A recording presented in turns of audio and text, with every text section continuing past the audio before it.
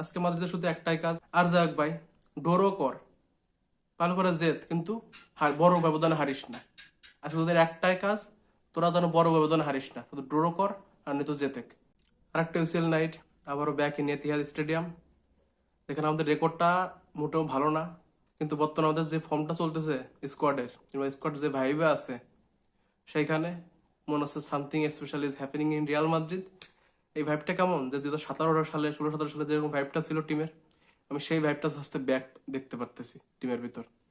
আমি জানি আমাদের টিমে লট অফ ইনজুরিস, এখনো টিম পুরোপুরি স্টেবল না, আমাদের রোটেশন করে খেলতে হচ্ছে, ক্যাস্টিলা প্লেয়ার দিয়ে খেলাতে হচ্ছে। তারপরে যে টিমটা যে ফাইটটা শো করতেছে, যে ডিজায়ার শো করতেছে, সেটা বর্তমানে সিটির ভিতর দেখতে পাওয়া যাচ্ছে না। তো এতিহাদে আমাদের লাস্ট 5 ম্যাচে একটা জয়, একটা ড্র, আর বাকি 3টাই লস। আর জয়টা ছিল রিসেন্ট টাইমসে, গত বছর প্লে অফের সময়। তো সেখানে আমরা একটু আশাবাদী হইতেই পারি। তা বাদে এতিহাদে কিন্তু আমরা বড় বড় স্কোরও হারছি, 4-0, 4-3, এভাবে 2-0, এভাবে স্কোরে হারে আসছি। তারপর তোমাদের সিটির যে ফর্মটা, তারা লাস্ট 5 ম্যাচ 2টা লস, 2টা ড্র, আর একটা উইন। তো বুঝতে পারছেন সিটি যে খুব একটা ভালো ফর্মে আছে, কিন্তু তাদের সেরা ফর্মে আছে সেরকমটা না।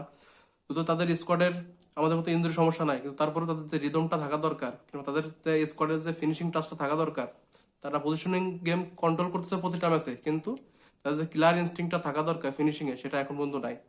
তো সেদিক দিয়ে পেপ গার্দিওলা সিটি স্ট্রাগল করতেছে। অন্যদিকে আসে আলভারো আরবেলোয়ার মাদ্রিদে।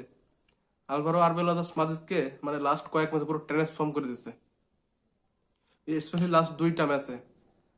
মানে এত ভালো কম্বিনেশন ঘটাচ্ছে যে ক্যাস্টিলা প্লেয়ার আর ফার্স্ট টিমের প্লেয়ারদের মাধ্যমে, এটা সত্যি আসলে দেখে হলো চোখের শান্তি। ইভেন লাস্ট ম্যাচে যখন আমরা খেললাম, সেই ম্যাচে 7টা ক্যাস্টিলা প্লেয়ার একসাথে মাঠে ছিল।